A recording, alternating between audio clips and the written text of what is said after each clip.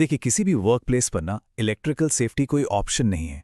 ये एक ज़रूरत है, एकदम ज़रूरी, क्योंकि एक छोटी सी गलती और इसके नतीजे बहुत भयानक हो सकते हैं। तो इसीलिए आज हम एक इलेक्ट्रिकल मॉक ड्रिल के जरिए इस बात को समझेंगे कि इमरजेंसी के लिए तैयार रहना आखिर कितना ज़रूरी है। सुरक्षा पर यह जानकारी पवन सिंह द्वारा प्रस्तुत की जा रही है। आज हम क्या क्या कवर करने वाले हैं उस पे एक नज़र डाल लेते हैं।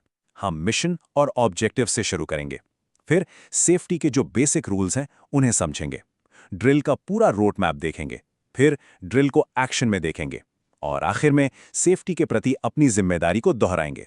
तो चलिए शुरू करते हैं। देखिए, कोई भी ड्रिल तभी सफल होती है जब हम उसके मकसद को अच्छी तरह समझें। ये जानना कि हम इसे क्यों कर रहे हैं, यही हमारे हर एक्शन को एक मतलब देता है। तो हमारा मिशन क्या है? सिर्फ हादसा होने पर एक्शन लेना हमारा मिशन नहीं है। इसका असली मकसद है इमरजेंसी के लिए जागरूकता और तैयारी का एक ऐसा कल्चर बनाना जिससे हमारा वर्किंग एनवायरनमेंट सेफ और सस्टेनेबल बन सके। मतलब हमें प्रोएक्टिव होना है, रिएक्टिव नहीं। और इस मिशन को पूरा करने के लिए हमारे पास ये 4 खास मकसद हैं। पहला, ये देखना कि हम इलेक्ट्रिकल इमरजेंसी के लिए कितने तैयार हैं। दूसरा, हमारा रिस्पॉन्स टाइम और आपसी तालमेल कैसा है उसे टेस्ट करना। तीसरा, हमारा जो इमरजेंसी रिस्पॉन्स सिस्टम है वो कितना असरदार है ये जांचना। और चौथा, बिजली से जुड़े खतरों के बारे में जागरूकता फैलाना। ठीक है, तो अब हमें अपना मिशन और मकसद पता है। चलिए अब उस नींव पर आते हैं जिस पर यह पूरी तैयारी टिकी हुई है। ये वो बेसिक सिद्धांत हैं जो सिर्फ नियम नहीं हैं बल्कि हर टीम मेंबर के लिए एक सेफ्टी शील्ड की तरह हैं। तो ये है बिजली से सुरक्षा के 7 सबसे जरूरी उसूल। पहला है प्रॉपर आइसोलेशन और लोटो। इसका मतलब सीधा सा है, किसी भी मशीन पर काम करने से पहले उसके पावर सोर्स को पूरी तरह से बंद करके लॉक कर दो ताकि कोई गलती से भी उसे ऑन न कर दे। दूसरा, प्रॉपर अर्थिंग। ये क्या करता है? कोई भी करंट लीक हो तो उसे सेफ तरीके से जमीन में भेज देता है और हमें झटके से बचाता है। तीसरा, सर्किट प्रोटेक्शन डिवाइस, मतलब अपने घर के एमसीबी या फ्यूज जैसे ओवरलोड हुआ, सप्लाई कट। चौथा, सही पीपीई का इस्तेमाल यानी पर्सनल प्रोटेक्टिव इक्विपमेंट। पांचवां, लगातार ट्रेनिंग और इमरजेंसी की तैयारी। छठा, रेगुलर इंस्पेक्शन। और आखिरी, सातवां, सेफ तरीके से काम करना और जो एसओपीज बने हैं उनको आखिरी लफ्ज तक फॉलो करना।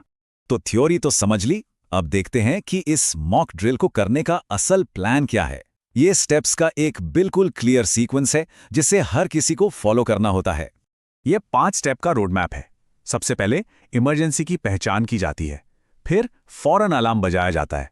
इसके बाद सबसे जरूरी स्टेप, पावर को पूरी तरह से कट करना, फिर आग को बुझाने का एक्शन और आखिर में घायल व्यक्ति को संभालना और मेडिकल हेल्प देना। सिद्धांत और योजना तो बन गई, पर असली परीक्षा तो एक्शन में ही होती है। तो आइए अब देखते हैं कि ये ड्रिल असल में कैसे काम करती है और कैसे इन सिद्धांतों को प्रैक्टिस में लाया जाता है। पहला फेज, ब्रीफिंग और टीम कोऑर्डिनेशन। यहाँ टीम ड्रिल शुरू होने से पहले सेफ्टी ब्रीफिंग और अपनी अपनी जिम्मेदारियां समझने के लिए इकट्ठा होती है। और मजे की बात यह है कि ये सीधा हमारे ट्रेनिंग और इमरजेंसी तैयारी वाले सिद्धांत को मजबूत करता है। क्लियर कम्युनिकेशन ही कामयाबी की चाबी है। दूसरा फेज, पावर आइसोलेशन। ये शायद पूरी ड्रिल का सबसे क्रिटिकल स्टेप है। यहाँ मेन पावर सप्लाई बंद की जाती है और पैनल को चेक करके ये पक्का किया जाता है कि सिस्टम में अब जरा भी एनर्जी नहीं बची है। इसे ही जीरो एनर्जी स्टेट कहते हैं। ये पक्का करना किसी भी रेस्क्यू से पहले बेहद जरूरी है। तीसरा फेज, घायल का बचाव। इस सीन में एक व्यक्ति को बिजली का झटका लगा है। यहाँ सबसे बड़ा नियम यह है कि पावर कट होने की पुष्टि के बाद ही विक्टिम को सेफली निकाला जाता है। याद रखें, जब तक ये 100% कंफर्म ना हो जाए कि पावर सोर्स बंद है, तब तक विक्टिम को छूना भी नहीं है। चौथा फेज, मेडिकल इवैक्यूएशन। रेस्क्यू के फौरन बाद घायल व्यक्ति को प्लांट फ्लोर से गाड़ी तक बहुत ही सावधानी से और तेजी से शिफ्ट किया जाता है। यहाँ टीम का तालमेल साफ साफ दिखाई देता है। अब यहाँ से हर एक सेकंड कीमती है। एम्बुलेंस का तुरंत मौके पे पहुंचना और तेजी से निकलना ये दिखाता है कि हमारी अंदर की टीम और बाहर की मेडिकल सर्विसेज के बीच कोऑर्डिनेशन कितना मजबूत है। ऐसी सिचुएशन में एक एक सेकंड जान बचा सकता है।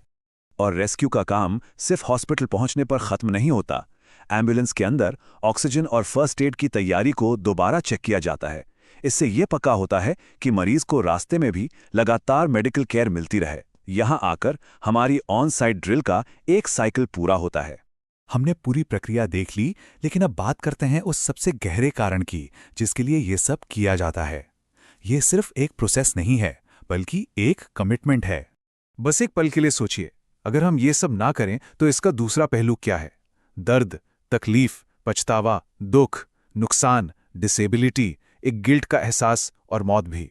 सच तो यह है कि जब हम सब मिलकर सेफ्टी के बारे में सोचते हैं तो फायदा भी हम सबका ही होता है। तो अब सवाल ये उठता है कि आज सेफ्टी के लिए वो कौन सा सबसे जरूरी कदम उठाया जाना चाहिए? ये एक सोच है जिसे हम सभी को अपने साथ लेकर चलना